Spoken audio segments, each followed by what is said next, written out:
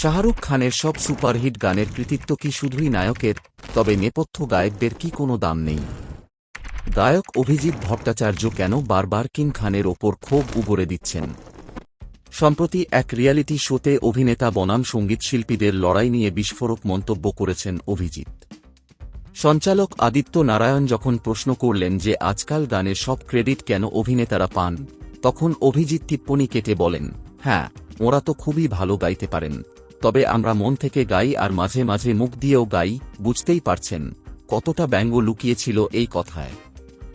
এর আগেও অভিজিৎ আক্ষেপ করে বলেছিলেন যে লোকে এখন মনে করে গানগুলো শাহরুখ নিজেই গেয়েছেন, নিজেই লিখেছেন, এমনকি চিত্রগ্রহণও নাকি তিনিই করেছেন।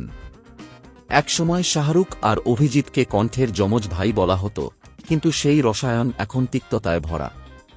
আপনার কি মনে হয়, গানের জনপ্রিয়তার কৃতিত্ব কি গায়কের চেয়ে নায়কের বেশি পাওয়া উচিত?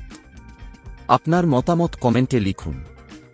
ভিডিওটি ভালো লাগলে শেয়ার করুন আর সাবস্ক্রাইব করতে ভুলবেন না। আপনার নিজের জন্য বা নিজের ব্যবসার জন্য পার্সোনাল বা বিজনেস ওয়েবসাইট তৈরি করতে চান, অথবা তৈরি করতে চান আধুনিক মোবাইল অ্যাপ, কোথায় যোগাযোগ করবেন, কিভাবে শুরু করবেন বুঝতে পারছেন না? যোগাযোগ করুন নিচে দেওয়া ফোন নাম্বারে। আপনার সমস্ত প্রশ্নের উত্তর পাবেন এখানেই।